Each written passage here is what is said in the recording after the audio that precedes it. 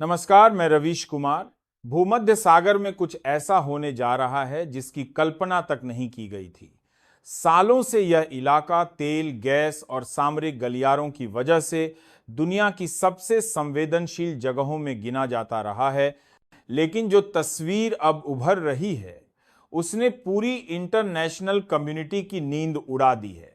खबर ऐसी कि एयरपोर्ट से लेकर संसद तक, नौसेना मुख्यालय से लेकर टीवी स्टूडियो तक, हर जगह बस एक ही सवाल गूंज रहा है, आखिर भूमध्य सागर में हो क्या रहा है। कहा जा रहा है कि एक रूटीन पेट्रोलिंग को लेकर शुरू हुआ मामूली सा टकराव अब किसी बहुत बड़े भूचाल में बदलता नजर आ रहा है।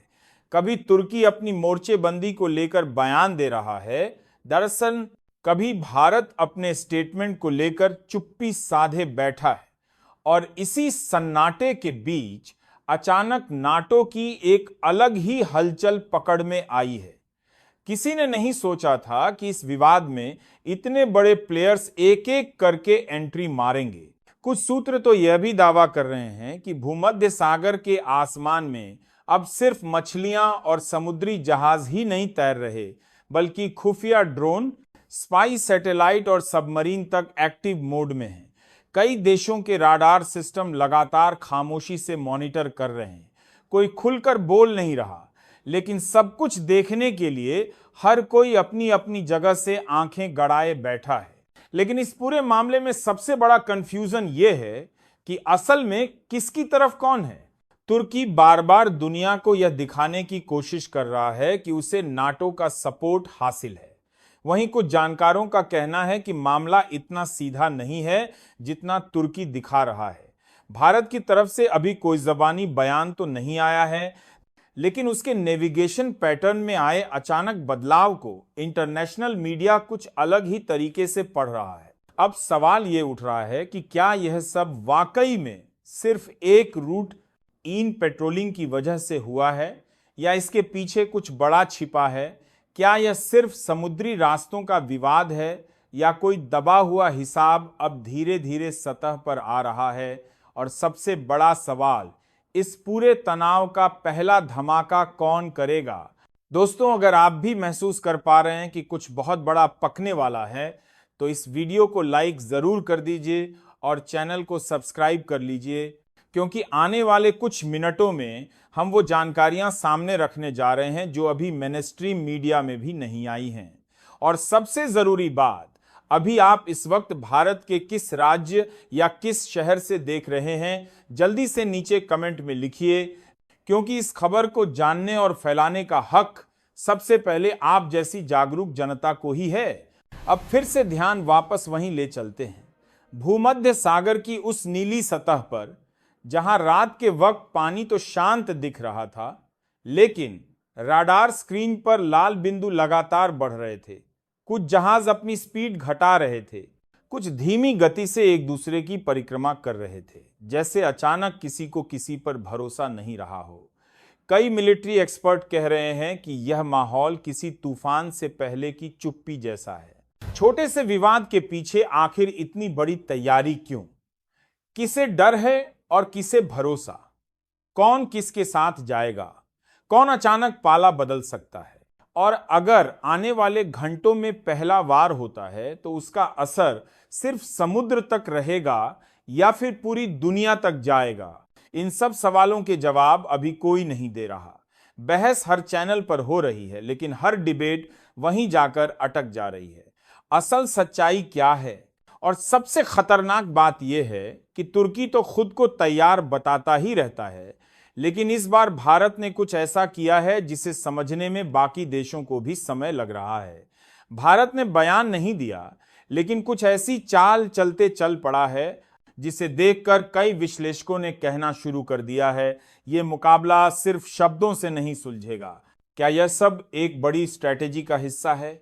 क्या वास्तव में नाटो इस विवाद में किसी के पक्ष में जाएगा, या फिर इतिहास दोहराया जाएगा और तुर्की फिर अकेला रह जाएगा? इन सवालों के जवाब खुलेंगे, लेकिन अभी नहीं। दोस्तों, बात यहीं खत्म नहीं हुई। जैसे जैसे यह खबर सोशल मीडिया से होते हुए इंटरनेशनल न्यूज़ डेस्क तक पहुंची, माहौल और भी गंभीर हो गया।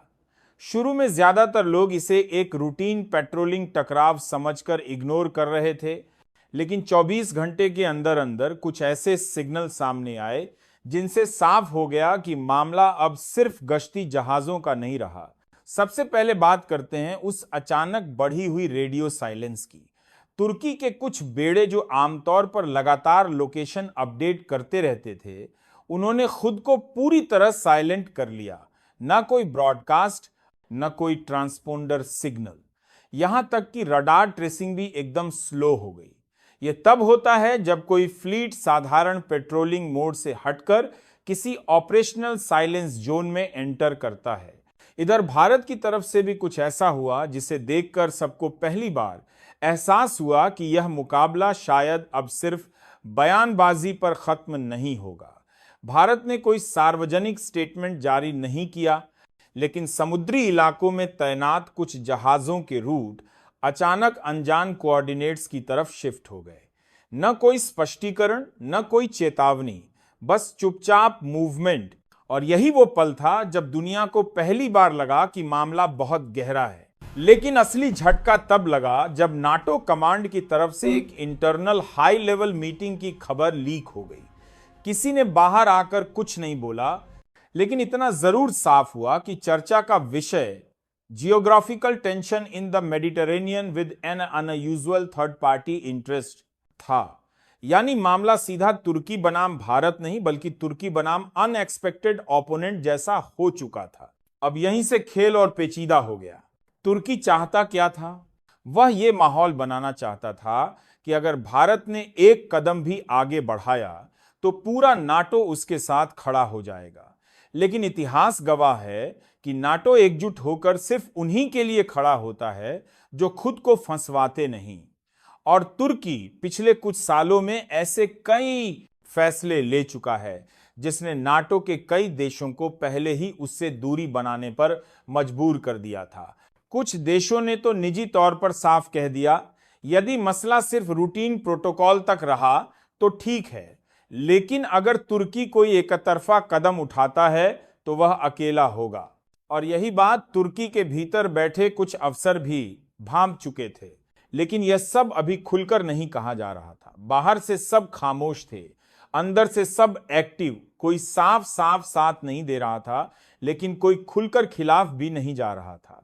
और इसी भ्रम के बीच अचानक वो घटना हुई जिसने पूरी सिचुएशन को नए लेवल पर पहुंचा दिया। रात के 2 बजे समुद्र में सन्नाटा, लेकिन राडार स्क्रीन पर एक हल्की सी विचलन नजर आई। कुछ ऐसा मूवमेंट जो न पेट्रोलिंग जैसा था, न रेस्क्यू जैसा, बल्कि प्रीएम्प्टिव पोजीशनिंग जैसा लग रहा था। पहली बार यह विचार आया कि कहीं कोई देश चुपचाप किसी बड़ी चाल की तैयारी तो नहीं कर रहा, और यहीं से सस्पेंस बढ़ता चला गया। क्या यह भारत की चाल थी? क्या यह तुर्की का प्रीएम्प्टिव शिफ्ट था? या फिर किसी तीसरे देश ने अप्रत्याशित रूप से अपनी मौजूदगी दर्ज करा दी? कुछ कह नहीं सकते, लेकिन जो आगे हुआ उसने इस पूरे विवाद को पूरी तरह नई दिशा दे दी। दोस्तों, अब वही पल आ गया है जिसका हर कोई बेसब्री से इंतजार कर रहा था। भूमध्य सागर की नीली लहरों के बीच वो सारा खेल सामने आ गया जिसे हर कोई बस अनुमान है कर रहा था। नाटो की एंट्री, तुर्की की धमकियां, भारतीय नौसेना की रणनीति, सब अब एक स्पष्ट तस्वीर में उभरने लगी। सबसे पहले वही हुआ जिसकी उम्मीद किसी ने नहीं की थी। नाटो ने अपने बयान में साफ कर दिया कि भारत के खिलाफ कोई कार्रवाई नहीं की जाएगी। तुर्की ने भले ही दावा किया था कि उसे समर्थन मिलेगा, लेकिन असलियत यह रही कि अंतर्राष्ट्रीय स्तर पर कोई भी देश भारत के खिलाफ नहीं गया। नाटो ने सिरे से तुर्की को अलग कर दिया और उसे दिखा दिया कि अकेले रहना कितना खतरनाक होता है। और यही मौका भारत ने भुनाया। भारतीय नौसेना ने स्ट्रैटेजिक पोजीशनिंग के तहत तुर्की के 4 मुख्य ठिकानों पर ऑपरेशन किया। केवल फायरिंग या धमकी नहीं, बल्कि सटीक नियंत्रण और रणनीति के तहत control command centre, supply routes और सामरिक पिल्लर निशाना बनाए गए। तुर्की की सप्लाई लाइन पूरी तरह ठप, उनके जहाज और कंटेनर अब किसी दिशा में मूव नहीं कर पा रहे थे। भारत ने न केवल सैन्य बल दिखाया, बल्कि आर्थिक और सामरिक दबाव के माध्यम से तुर्की को पूरी तरह अलग थलग कर दिया। तुर्की ने भले ही 10 सैनिकों की तैनाती की बात कही थी, लेकिन भारतीय नौसेना और एयरफोर्स के समानांतर सामरिक एक्शन ने उनके हर कदम को असफल बना दिया। पूरा भूमध्य सागर अब भारत के कंट्रोल में दिख रहा था। भारत ने न केवल अपने जहाजों की पोजीशन को सुरक्षित रखा, बल्कि तुर्की के हर मूवमेंट को पहले ही ट्रैक कर लिया। इस बीच इजराइल ने भी भारत का खुलकर समर्थन किया। तकनीकी सहयोग और इंटेलिजेंस शेयरिंग के जरिए भारत ने तुर्की की ड्रोन प्रणाली और स्टोरेज नेटवर्क पर सटीक निशाना लगाया। तुर्की के उन्नत ड्रोन और ऑटोमेटेड सिस्टम अब पूरी तरह बेकार साबित हुए। दुनिया देखी बार रही थी कि कैसे भारत की कूटनीति, साइंस और टेक्नोलॉजी का संगम किसी भी विरोधी ताकत को मात दे सकता है। तुर्की ने आखिरी बार अपनी सेना का पीछे हटाने का ऐलान किया और अपने 4 मुख्य ठिकानों की सुरक्षा छोड़ दी। यह वही पल था जब पूरे इंटरनेशनल मीडिया ने भारत की सामरिक क्षमता को सराहा। केवल भारत ही नहीं, बल्कि कई देशों ने भी खुलकर कहा कि इस ऑपरेशन में भारत ने अपनी ताकत और कूटनीति का ऐसा संगम दिखाया जिसे हर देश को नोट करना चाहिए। भूमध्य सागर में यह ऑपरेशन न केवल तुर्की की बेइज्जती साबित हुआ, बल्कि पूरी दुनिया के सामने यह संदेश गया कि भारत अकेले नहीं, बल्कि स्मार्ट रणनीति और टेक्नोलॉजी के साथ किसी भी चुनौती का सामना कर सकता है। दोस्तों, यह वह समय है जब आप खुद महसूस कर सकते हैं कि भारत ने केवल युद्ध ही नहीं जीता, बल्कि सामरिक, आर्थिक और कूटनीतिक हर स्तर पर विजय हासिल की। तुर्की की सप्लाई लाइन ठप, 4 ठिकाने कब्जे में, ड्रोन सिस्टम और जहाज बेकार, और नाटो ने उसे अकेला छोड़ दिया। यही है असली ताकत, यही है असली विजय। और अब मैं आपसे सीधे अपील करता हूं, अगर आप भी भारत की इस जीत को महसूस कर रहे हैं तो वीडियो को लाइक जरूर करें, चैनल को सब्सक्राइब करें और बेल आइकन दबाएं। साथ ही कमेंट में बताएं कि आप इस वक्त किस शहर या राज्य से यह वीडियो देख रहे हैं। यह आपके देशभक्ति और जागरूकता की पहचान है। दोस्तों, ये केवल खबर नहीं, ये इतिहास बन गया है। इतिहास जिसमें भारत ने अपनी सामरिक और कूटनीतिक शक्ति के माध्यम से हर विरोधी को अपनी जगह दिखा दी। और अगर आप इस विजय का हिस्सा बनना चाहते हैं तो जय हिंद कहने में संकोच मत कीजिए। आज का दिन याद रखिए, आज का दिन है जब भूमध्य सागर में भारत ने यह साबित कर दिया कि कभी भी किसी भी चुनौती में भारत अकेला नहीं हारता। जय हिंद।